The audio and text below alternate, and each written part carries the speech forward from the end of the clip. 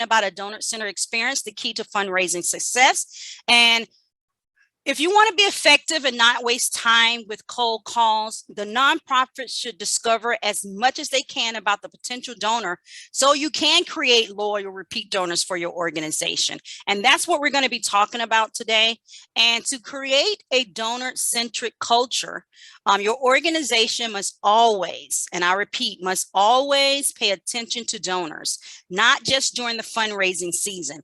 And we all kind of know that the fundraising season kicks off right around the November, that's when we raise our most money, November, December, January timeframe. But also I define fundraising season as whenever your organization is doing a fundraiser. So you don't want to just be communicating or paying attention to them during that time. They must be at the top of mind when you make all your decisions, whether you're bringing on a new board member, replacing a tenured executive director, or recruiting a new group of volunteers. When you're thinking donor-centric culture, you're always thinking about the donor and how it's going to impact them. And so really donor-centric fundraising I used as my approach to fundraising for 15 years as a CEO of a nonprofit organization. And with donor-centric fundraising, I increased my annual operating budget from $750,000 to $2.5 million and completed a $12 million capital campaign. And I started and I grew an endowment to about $500,000, and I had 180 days of cash reserve. And my organization was located along the Mexico-Texas border in the third poorest county in the United States. And I say all of that to say that this process works. Focusing on the donor works. It worked in my organization. It worked for me. And it doesn't matter if you're in urban, rural, poverty-stricken area. If you make people feel good and they have a great donor experience, it will work for you. And so today, we'll leave this webinar with, we're going to talk about the 9 steps to a donor-centered approach. We're going to talk about some actual tactics to transition to a donor-centric fundraising philosophy. And we're going to talk about phases to create a donor-centered experience. So you're in the right place. This training is going to be perfect for you if you want to learn how to engage your board members in donor-centric fundraising, because this is something that your board can do as a part of the fundraising experience. If you want to learn how to build relationships with your donors and how to use donor-centered fundraising communication. So before we get started, I just want you to say that you're worth it. Close all your emails. I had some tech difficulties before we came on. I got to let that go. Close all your browsers, close the door, and ask the kids not to kill themselves or each other for the next hour. As I mentioned, my granddaughter is here and she is completely distracted. And I have my 2 pets and animals and they are distracted too. So I ask that you do the same and focus. And before we get started, this presentation is being recorded. And if you have any questions, you can chat them and I will take the time to answer your questions in a Q&A session. And if you're having any internet issues, just make sure you check your internet connection and again, close the tab. So who am I? Who is this girl talking to me? So my name is Sabrina Walker Hernandez, and I studied political science and public administration. I obtained a nonprofit management certification from Harvard Business School. And for the last 25 years, I've worked in a nonprofit industry. I've worked in direct services, operations, and executive leadership. And in 2018, I was diagnosed with cancer and I felt I needed to retire. And since then, I've been helping small nonprofit staff and board build relationships that convert into more donations. And everyone always asks, why do I leave the cancer diagnosis in there? Well, I leave that in there because that was the whole impetus for me starting my company. I know that it is stressful running a nonprofit organization. The cancers that I had was brought on by stress. And so as I was sitting there receiving treatment and going through my stem cell process, I said, how can I prevent others from having this same experience? And so with 25 years of documentation, 25 years of knowledge, 25 years of just resources, I said, I am going to start supporting World Hope, where I support nonprofit professionals, because you truly are the hope of the future, because you do so much more with less. And if I can support that, that is what I want to do. So what do? I do workshops, I do board retreats, I do webinars such as this, coaching and consulting. And so I'm using everything that I've learned to get you there faster. That is the goal, using everything that I learned to get you there faster. And I want you to imagine a day when all of your fundraising systems are in place and you're raising money even when you're sleeping. I want you to imagine a day when someone comes up to you and says, I love the work that your nonprofit is doing, and I like to write you a check right now. I want you to imagine a day when fundraising has become easy and fun, and you'll always have enough to fund your mission. And so, being on that fast track, the one thing that I know is the donor experience matters. Donor retention rates is one of the top initiatives of charitable organizations. And that is because the donor experience matters. When it comes to transforming a one-time gift into a second or a third or a fourth or whatever it is, a simple thank you goes a long way. And actually, research shows that the first-time donors who receive a thank you within 48 hours of giving are 4 times more likely to give again. That's a 400% bump in donor retention. So it really does make a difference. And that's one of the foundations behind donor-centric fundraising philosophy, making sure that the donor is thanked properly and within a timely manner. And I'm going to give you some tips on that, because I know that you're like, 48 hours. Oh my God, how do I do that? We're going to get into that as we go along, and I'll share with you exactly how to do that without putting a lot of stress on yourself, and to get your board involved in the fundraising process. So what is donor-centric fundraising? Exactly. So donor-centric fundraising is simple. It shows appreciation to your donors, and you can expect them to return that appreciation. It's no different from anything else in life. If you frequent a certain coffee bar, and you go and they remember your name, and they greet you, and they remember your order, you're more than likely going to go back and be a repeat customer and be a regular customer. Same thing with choosing friendships. If a person comes to your events and they continually support you, then you're going to go to their events and you're going to continually support them. And that's the basis of a friendship. That is what donor-centric fundraising is. It brings a level of humanity back to charitable giving. And so basically, you might have heard of it also called community-centric fundraising. And this was first developed by Penelope Burke. And if you would like, she did a whole book on that. And you can grab that book. But the goal is to encourage second and third time donations, or to increase the amount given. And in order to do this, nonprofits, you have to try to develop a deeper connection with your donors, so that individual donors feel valued by the organization. And when I'm talking about individual donors, I'm talking about people. People give to people. So whether that is a corporation, whether that's a foundation, or whether that's truly an individual, it's about developing that process with people. So corporations are run by people.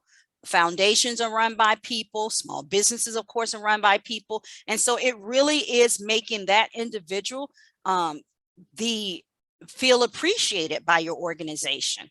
And so the best part of donor-centric fundraising it's not complicated. You simply need to make your donors feel valued. And to do this, you have to think like a partner, like a friend, or like a colleague? And how do you make them feel appreciated? You need to thank them for their contributions. You need to acknowledge and express gratitude for their efforts. You need to reach out without being asked or probed. And don't simply show up when you need something in return. I cannot stress that one enough. I will share a story with you. I am a monthly giver to an organization, and they don't do a good job at stewarding their monthly givers. And the only time that I hear from them is not the thank you for your monthly gift or any communication around a newsletter or anything like that. I hear from them again at Christmas time, around that holiday season, asking for more money. And personally, I get offended, and I get so offended, or gotten so offended, I actually picked up the phone and I called them, and I told them, and I expressed that to them. Did their behavior change? Not as of yet, which is a little bit disappointing, but it is true. I don't want to be reached out to, and most people don't, simply when you need something in return. So if you keep kind of like this high level thought in mind, you can incorporate a donor-centric philosophy to raise more money for your organization. Really treat others the way you want to be treated. Thank them, acknowledge them, reach out without being asked, and then don't just reach out and show up when you want something in return. So how do you thank donors immediately? That's the first thing you have to do. So thank your donors early and thank them often. Ideally, you're going to thank the donors within 48 hours of making a gift. After a large campaign or a major gift has been made, consider thanking supporters a second time with a handwritten note or a personal phone call. So to do this, this is how you're going to make this happen. And I have one here that's very practical, that engages the board, that's not listed here, but I do want to tell you about it. And so the first thing, the easiest thing to do is send an automated thank you. So you're going to customize your donor receipt to include a gracious message. This automated thank you work with both online and offline contributions, so you can express your gratitude as soon as possible. Now, I don't really count the automated thank you as the first thank you, because again, it's automated. It is something that just is going out. So let's say I make a gift online and I get that automated thank you. To me, that's not a donor-centric process, because again, it's automation, it's set up. You can try to customize it, but we all know in this day and age of technology that everybody's getting that same message. And so what I really appreciate is, and where I say the first real donor-centric touch comes in, is to follow that up with a handwritten note. And the reason why I say that, because handwritten notes are very personal, and a lot of organizations are not really doing that. And it's going to set your organization apart. And it doesn't take a lot. It can be 2 to 4 sentences. And don't make your letter handwritten note boring. It could be as simple as, you know, your donation came across my desk today, and I really am appreciative of it. But here's the real key to get this done within a 48-hour window and not stress yourself out. Apologize for the voice. And not stress yourself out. This is something really practical that worked for me over the years, and I was able to get these thank you out as soon as the gift hit my desk, get a stamp on it and get it out. And it was a handwritten note, and it gets your board engaged in fundraising. So at the end of every board meeting, what I would want you to do, and when your board gathers together, is very simple. I want you to have all the same color ink pens, all the same brand. I want you to have a script for each of your board members that they can copy in their own handwriting. And I want you to have some note cards, right? And those note cards, preferably, if you are able to, will have your nonprofit's logo on it. They're not that expensive, but if not, just a note card, right? So at the end of the board meeting, what I want you to do is pass out that pen, pass out that note card, and pass out that script. And I want you to have each of your board members write that same script at least 3 times on 3 different note cards, right? They're not going to address it to anyone. All they're going to do is write the script and sign their name. You're going to collect those at the end of each board meeting, right? So let's say if you have 5 board members and each of them write 3 notes at the end of the board meeting, you gather them up. That's going to be 15 notes that you're going to get at the end of that board meeting. And let's say you meet on a monthly basis, 15 times 12. I'm not doing the math. I'm horrible at math, but you get the gist. You're going to have a stack of note cards that are handwritten and signed by board members. And then what you're going to do is you're going to place those on your desk, and when and get your pens back, because you're going to need those pens. When the gift comes in, all you're simply going to do is add the donor's name and sign your name as the CEO or the founder or the development person, whoever signs the notes, preferably the CEO, the executive director, or the founder, next to the board member's name. Put it in the envelope and send it out. And you will have over 100 of those stacked on your desk. And so it's not going to create any stress for you. And not only is it not going to create stress for you, it will also get your board members involved in the fundraising process, because 15% of the fundraising process is saying thank you, is recognition and stewardship. And so your board members are being involved in that fundraising process, maybe not even beknownst to them. But again, 15% of fundraising is stewardship and saying thank you. And that's how you're going to get your board involved. That's how you're going to create less stress for yourself and make sure that you simply say thank you within 48 hours of receiving a gift. And so that is very critical, because a lot of organizations don't do the handwritten note. And trust me, based on all the research and just my personal donor experience, it does make a difference, and it will set your organization apart, because not a lot of organizations are doing that. And if they are, they're doing it for a larger gift or this amount of gift. In this case, you're doing it for every gift that comes across your desk, because you put in the systems and the infrastructure to be able to make that happen. And I'll give you one more little tip around the handwritten note. If you happen to be like I was in the youth development industry.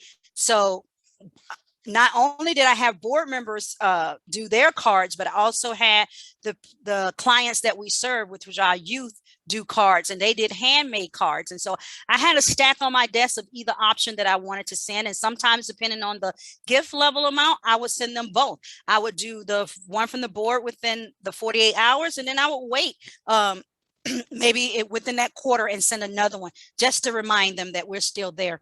And so because I don't want you to have to reinvent the wheel, I will be uploading for you the donor thank you templates that you're going to have access to. So you don't have to even think. You can print this as your script to your board members and go from there.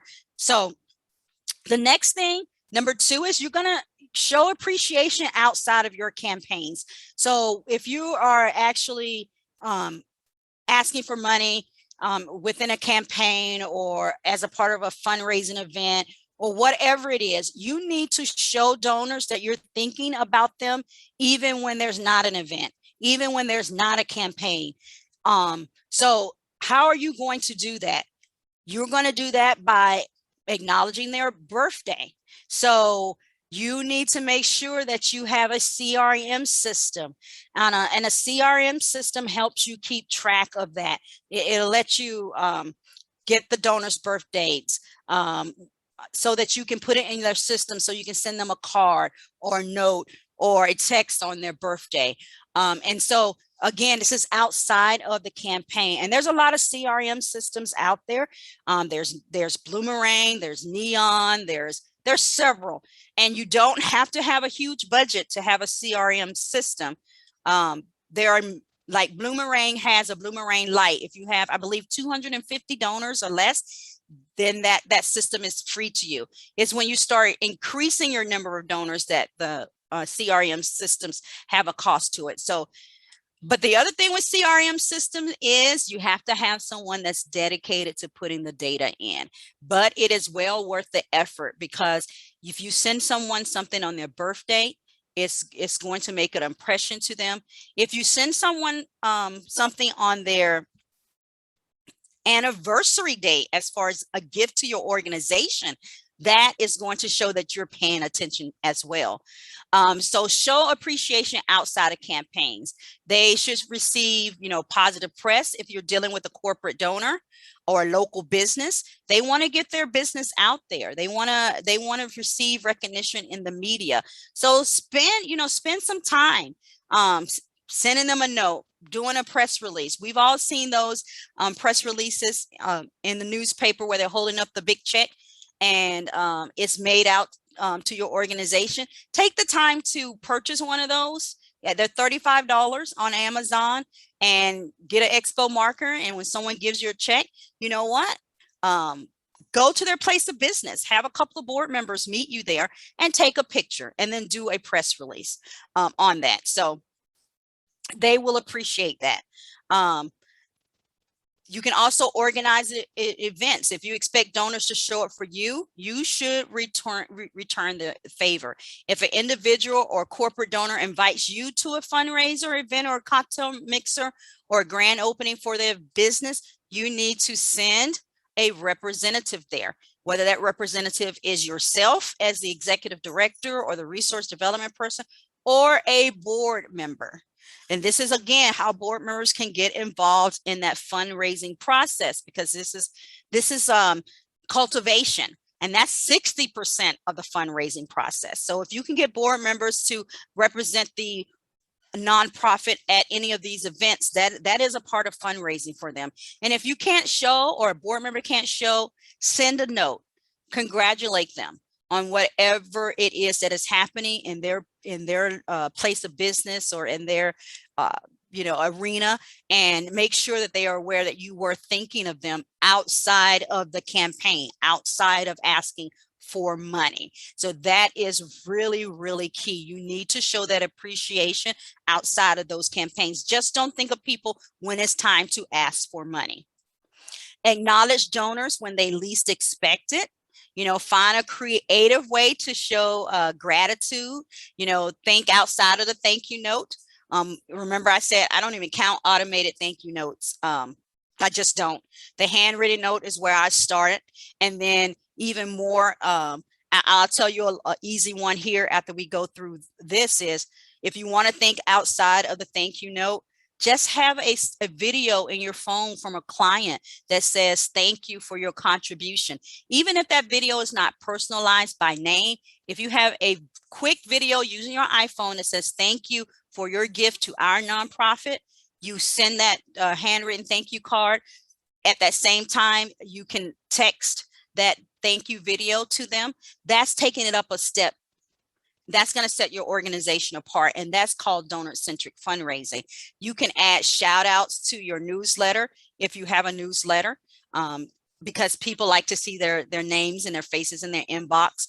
And you can actually designate a section of your monthly newsletter where you acknowledge donors and how they've made an impact on your organization. That's going to actually help you too, because that's one less thing you have to think of when you're doing your newsletter. Always have that donor corner where you're highlighting different donors that have given to your organization. And then you can feature them in social media, of course.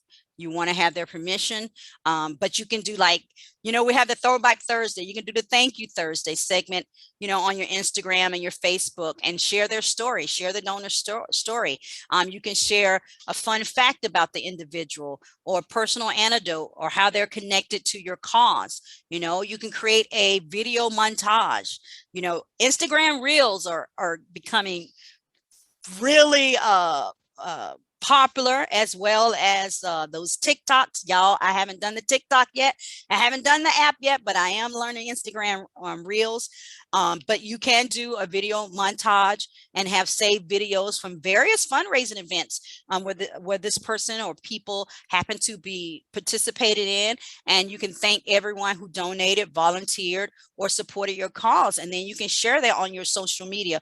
For every event, or I mean, this is going back to events, but for every event, we did a video montage with different donors' logos. We made sure that we put that up. And then in the summer, when it was least expected, because we weren't fundraising, we actually did a video montage of the kids saying thank you, because summer is when we had the largest concentration of clients in one facility at a time, and donors really got to see the impact that they were making through the children and the community. And so we did a video montage then at least expected times for the donor.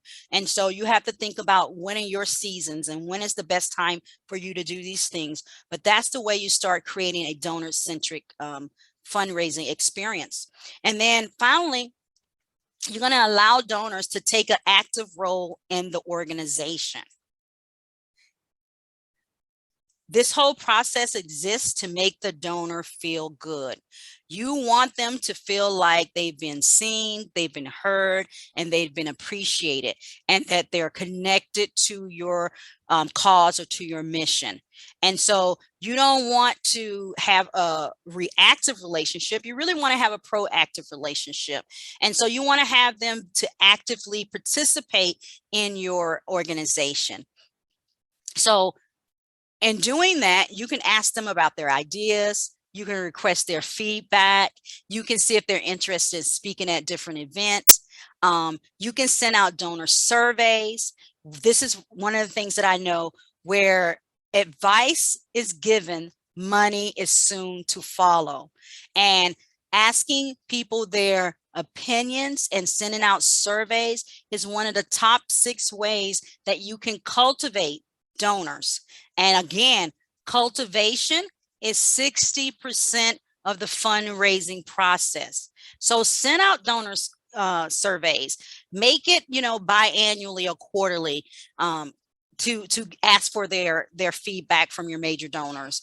They will know their feedback is valued, and they may have some innovative fundraising ideas for your next campaign. You can ask them to share their story. Are if you're hosting a webinar, if you're live streaming an event, especially during the pandemic, and we're having the second wave coming up, you can ask your donors to share their story rather than having a celebrity guest to share their personal story. It makes it more local. People respect those that are local, that knows this information firsthand. You can also create an organization all hands on meeting. Your most loyal supporters want to know where your organization is headed. So if you create an all hands on meeting that's open to the public, and you send out email invitations to your donor, they will come. I held those several times within our organization. I will say I did hold those at very pivotal times in our organization. When we did our capital campaign and we did our grand opening, we had all of our top donors sit in a round table, and we had a discussion on the journey. We had a discussion on how we're going to continue to fund this organization. But they really love it when you bring them together around a topic. And if you're having this is the best advice that I can give you around the donor-centered process and allowing people to take an active role in your organization. If you are having a problem with something, bring in donors to help you solve that problem. They love to give that feedback. They love to solve those problems and to help you. And again, where, feedback is given, money is soon to follow. So if you're struggling with marketing, if you're struggling with board members, I've done roundtables on board members at the time when I was struggling, trying to get the right people on the board. And I brought in donors that I respected or people that I wanted to be donors. And we actually did a brainstorming session on who would make great board members, who can approach, who can do this. So don't be afraid to get your donors involved in that role in your organization. But before you do all that, there are certain things that must take place.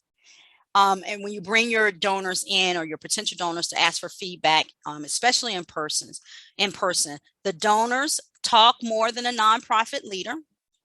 The nonprofit leader asks more than tell. So remember, I said ask for feedback, ask for their opinion. You're going to ask more than tell.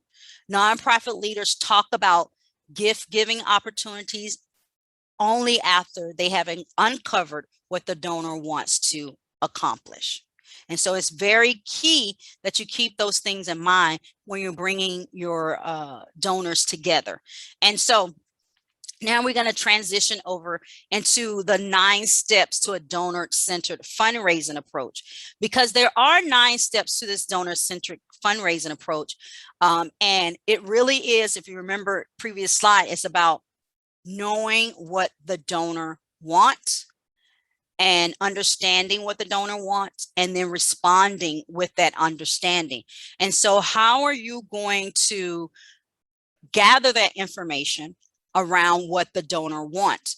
The only way that you're going to gather that information is you have to set up donor meetings or donor engagement, whether you bring them in on a roundtable, where that is, or whether that's a one-on-one meeting, or whether that is in a conversation with them. But however you do it, you have to make sure that you're planning your donor meetings, right? To ensure that you cover all the bases with potential donors, it's important to plan a strategy for each interaction. So for each interaction, you may want to have a plan, such as things as your meeting objectives, the questions you're asked, how to handle any issues of concern the donor may raise, the benefits of giving to your organization. All of these things you need to be consciously thinking of as you are going about this donor-centric process, because every interaction is strategic. Even if it happens to be you bumped into them at a mixer, you already kind of need to know in the back of your head where you're taking this donor and what you're trying to learn about this donor. And so having those questions that you're going to ask available in your mind is going to make a difference in how this relationship moves forward. And you have to have a plan for, opening the relationships, the steps that enables you to build a rapport and establish expectation for positive outcome. With most relationship, they begin in public, right? Or they begin because you met them at a mixer, or because you met them at some type of function. So they begin in public, or you both in Rotary together, or you both serve chamber, whatever it is, it begins in public. Or it was an invited relationship because a board member invited someone in to do a tour. So it began with a nonprofit visit. So, but learning about and relating to their interests will open the door to discovery. So whatever it is, when you're opening that relationship up, your whole goal, remember, is to be strategic and to learn about the donor. That is your whole goal. Be strategic in the questions that you ask, and also learn about the donor. That is the whole donor-centric fundraising process when you're trying to develop these relationships. And board members can be great in opening these relationships because 10% of the fundraising process is identifying, and that's identifying potential donors. And I always call that role for the board member the door opener. And so I will say this: I had a board member that said, I will not fundraise. I'm not going to ask for money. She didn't say I wouldn't fundraise. She said, I will not ask for money. And so at that point, I said, okay, well, what will you do? And she said, I will introduce you to anyone that you want to be introduced to.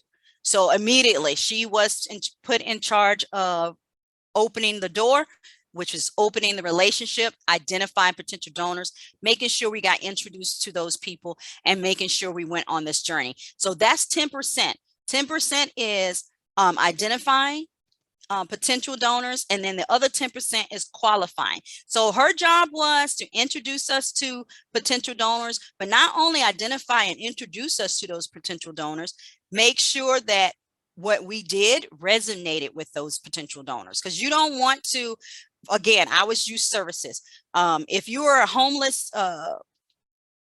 nonprofit and that person has no interest in a homeless population, then that's not a relationship that you want to pursue, because that's not their passion. That's not who the donor is. You discovered that in the process. And so as a board member, if you're in charge of identifying and qualifying, which is really being a door opener, that's what the board member is there to do. They're there to discover, is that person passionate about what we do? And if they are, introduce them to the organization. And again, my board member who said, I will not ask for a dime, she didn't ask for a dime. She just opened up the door for those relationships. But opening up the door to those relationships resulted in over $500,000 in gifts. And she got credit for that. And so keep that in mind, opening the relationship and making sure that we identify and get introduced and qualify the right potential donors is a part of the fundraising process, and it's 20% of the fundraising process. And so when your board members are engaged in that, they are a part of the fundraising process. They're a part of the 20% of the fundraising process. So the next thing that you're going to do is in this donor-centric process, once the donor has been introduced to you, and whether it was in public or by, again, a tour of your organization or whatever, you're trying to move that relationship from a public visit to a personal visit. So visiting with the donor in their home indicates a high level of closeness to the nonprofit. It takes months to get there. I do want you to know that it's not an overnight thing. And if you never make it to their home, it's okay. Office visits, I feel, are just as personal, because in the office visit, you can pick up on a lot of clues about donors, such as where they attended college, some of their hobbies, their family dynamics, etc. You see pictures of their family. I had a donor that bought his dog to work with him. So I understood that he was very, not only passionate about kids, but he was also passionate about animals. He also collected little miniature horses. And so when I was out on a trip, and I saw a miniature horse, I would grab it up and I would bring it back to him. So I tended to have liked office visits, because it tells a story, because my office is my domain. It's a little bit different from my home, because when you're in your home, you compromise with your spouse around decoration. When it's your office, it is you. It is your awards. It is your degree. It is what you collect, and your family pictures. So I really enjoyed office visits, and I picked up on as much as I could during those office visits. And then number 4, you're going to investigate donor needs. You've heard this over and over and over again. What is important to the donor? Why is the donor giving? What are the reasons and emotions for supporting your nonprofit? If you're a literacy nonprofit, was this mother a teacher? If you're a youth nonprofit, how did that relate? If you're homeless shelter, was there some experience of homeless? Why are they passionate about what it is that you do? And so your whole goal is to investigate those donor needs, their gift giving potential, and their financial position. You need to know that as well. How the decisions are made about who they give to and how much they give to. You're trying to figure out any concerns or reservations they have about making a gift to your nonprofit. Now, as I sit here and I go over this information, it's not one of the documents that I said I would give on the live, but I think I will, because I have 100 A list of 100 discovery questions. What do you ask donors when you actually sit down with them to get to learn about them? You know, some of the discovery questions that I've used over the course of my career have been around, well, what made you decide to give your first gift? What made you choose to take this meeting with our organization? Why are you passionate about X, Y, and Z? And so as you're sitting down or as you bump into people, you need to have some of these questions in the back of your mind. So that's something that I will share at the end of this. And then when it does comes time to make the ask, I always do the classic pre-ask, where you ask them permission to present a proposal. So what and how does that go? So you've been meeting with this donor for a while and you're getting to know them. And finally, you can pick up the phone and say, I'd like to come in and set up a meeting to talk about how you can support our organization, how you can continue to support our organization.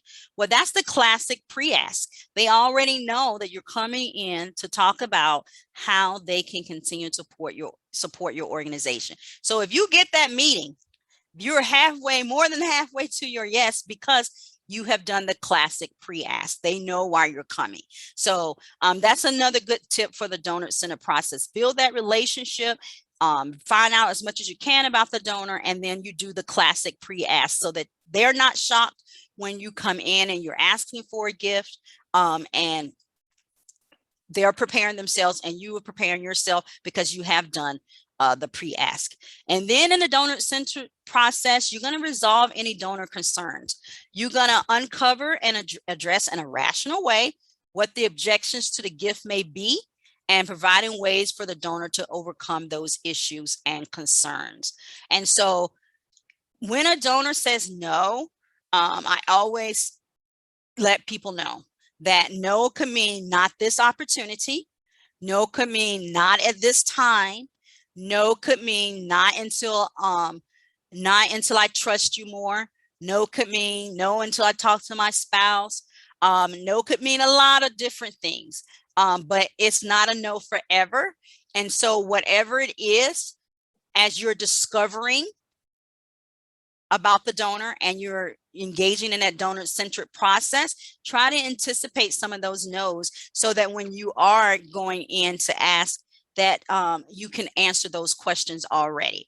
And so that's critical because you're getting to know the donor. That is what the donor-centric process is, anticipating and uncovering what it is that they may say no to, what their concerns are. And so number 7 is presenting the donor benefits.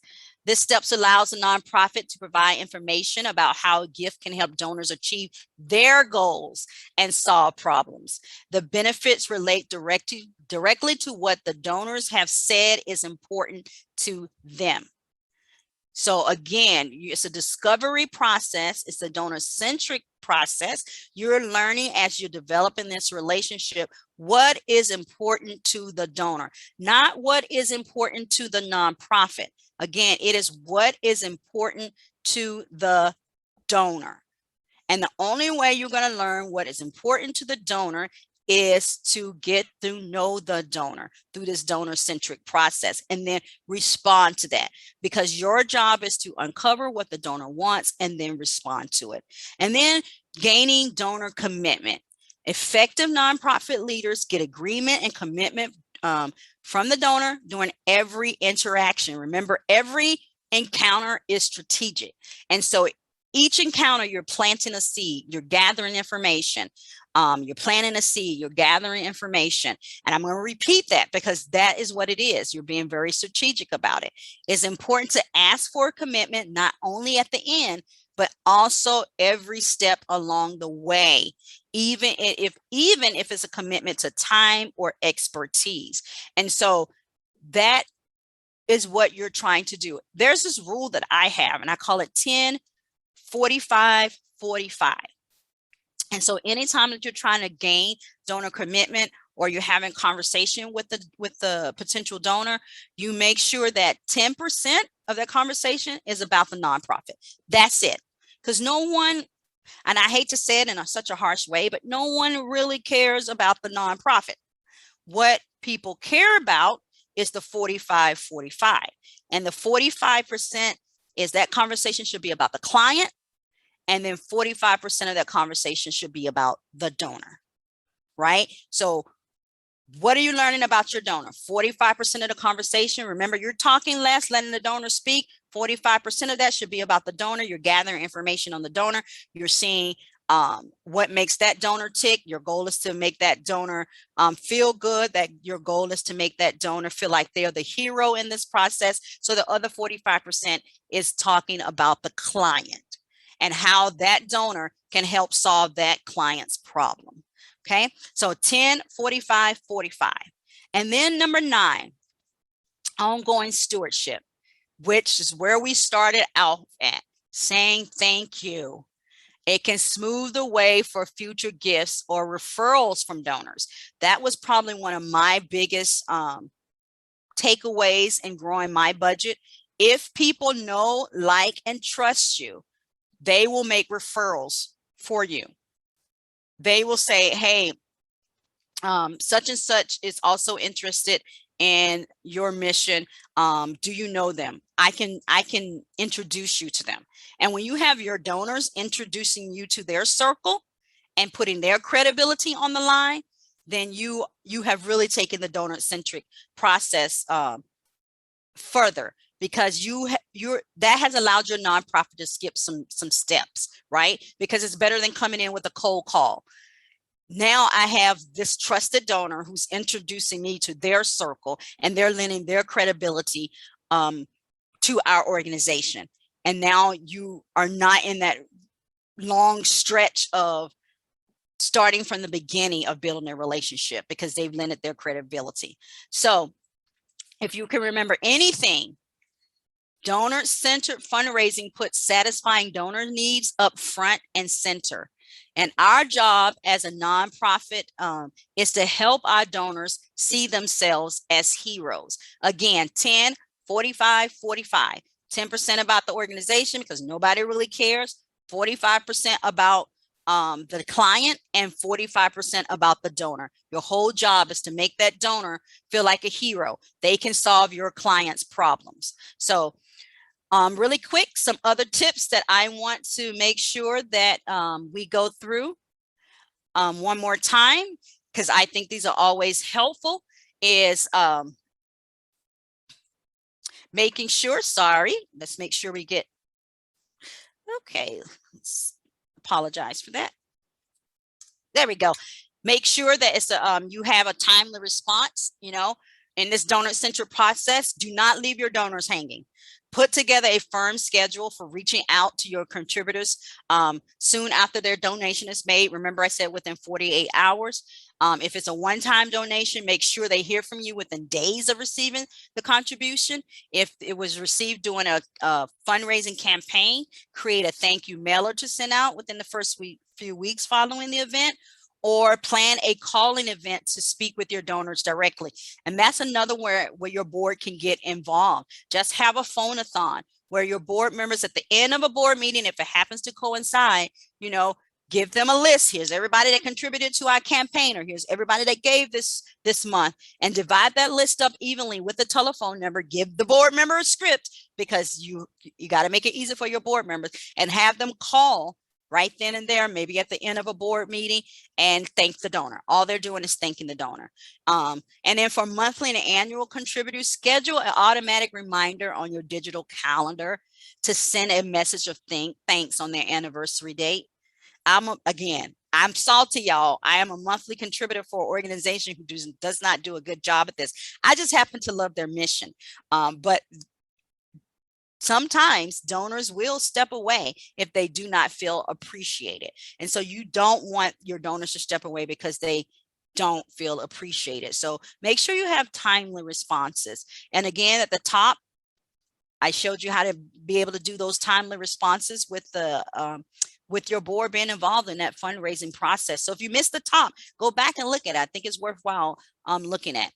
Get to the point. Effective communication requires the message to be clear and concise at very first impression. Determine what is the most important piece of information and convey it to the donor.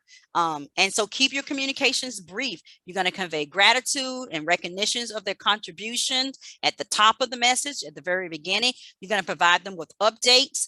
Because again, it's 10, 45, 45. How did their gift impact the client? You need to provide them with updates, and you need to provide them things in an easy to read format, whether it's bullet points, percentages. Just make it easy for them so they can understand the information quickly and easy. You're also going to make sure that you're telling a compelling story, because you have to establish an emotional connection with your donor. And one of the easiest ways to do that is through storytelling. Again, 10, 45, 45, sharing that client story with the donor. 45% of the conversation should be about that client. So really understanding and having a compelling storytelling component will make this transaction in this donor-centered process much smoother for you, because people feel good when they know that they are solving a problem. And so you just need to prove that your nonprofit is achieving its goal, and that donor is a part of your team that is helping that happen. And also you need to set the right expectations. Make sure the conversations that you have are transparent and that it's accurate, because that's the way you're going to build trust. You're going to celebrate successes. You're going to make sure that even in celebrating successes, that you also let the donor know about any hardships that you are having. Remember, getting feedback is critical in this donor-centric process. It's not just about your successes. So bringing your donors together to help you solve a problem is also a good thing. To help you overcome some hurdles that you're having is a good thing, because they are a part of the team. And so in this donor-centric process, they have the input around and feedback. And again, where feedback is given, money soon follows. And that's one of the top 6 ways to cultivate donors, which is 60% of the fundraising process. And I want to remind you to keep the conversation going. Don't just reach out to your donors when you're asking for something. That donor-centric process doesn't end when the postman delivers your mailer or the moment you press send on that email. You have to reconnect with your donors throughout the year. You need to have a calendar in place, if you're not good at this, to reconnect with your donor, whether it's once a quarter, whether it's biannual, whatever it is. You need to connect with those donors, and not when you just need something. And so you have to make sure that you're having effective communication, and you have a sincere recognition of your donor's contribution. And you have to ensure that your message of gratitude is conveyed in a way that tells them they are part of your mission, they're part of your team. And that is what you want to do. You are creating this team, and because you're creating this team and they're a part of your team, they will give repeat gifts over and over, because they want that team to be successful. And so as a part of this, I am going to give you the donor thank you call ebook. So remember, I said have your board members call. There's a script in there that you can use for your board members and for yourself. And so I hope that works for you. I know it's 1 o'clock. So today I promised you 9 steps to a donor-centered approach, tactics to transition to a donor-centered fundraising philosophy, phases to create a donor-centered experience, how to engage your board in this process, how to build relationships with your donors, and how to use the donor-centered fundraising communication. So at this point, you have 2 choices. You can do it yourself, or you can fast track it by creating a donor-centered experience and retain your donors. And I am here to help you. I have set aside some time in the next 72 hours to speak with you personally about how you can apply these ideas to your life today. Whatever your biggest challenge is around fundraising, I've seen them and I know how to overcome them. Trust me. And together on a fundraising strategy planning session, we can go over 3 things. We're going to set goals and get some clarity, how to overcome your biggest objections, and create a strategy to address your biggest challenge. And it is free. So It is perfect for someone who you don't have the time to be strategic. Remember, I say it's about being strategic. You saying, I don't have time to be strategic. It's perfect for you if you're constantly chasing new donors and losing your old ones. If you want to know how to get board members involved in fundraising, or it's just me and I don't know where to start. So why am I doing this? Again, I'm passionate and mission driven to help nonprofit professionals like yourself. I also know how I've been able to help others like you who are struggling with board and fundraising, and I can help you in the fundraising strategy planning session. Again, it is free. It is by application though, and here is the site. I'll leave that up there so you can schedule your free fundraising planning session. Trust me, that's what it is. It's a planning session. We actually spend an hour and we plan out and address whatever challenges that it is that you have within that hour and what that hour allows. And so here is a testimonial. So I was able to sit with Emily on a call, and she says, I have great news. I called one of our longtime board members to ask him to give and to be a cheerleader for board contribution, and he was 100% on board. I'm going to be making an ask at the next board meeting and plan on following up with a phone call to board members to check in and gauge their response. So she was having difficulty with getting her board 100% giving and getting them engaged in the fundraising, and we spent an hour on the phone talking about how we can do that. And then this is from Marseille. I didn't know where to start. Having someone in my corner that I could bounce questions off of and help me with my mission, my purpose, really helped me defining that niche that I was looking for to help me arrive at a better and clear picture. And so this is my contact information, guys. If you I really do encourage you to schedule those calls with me.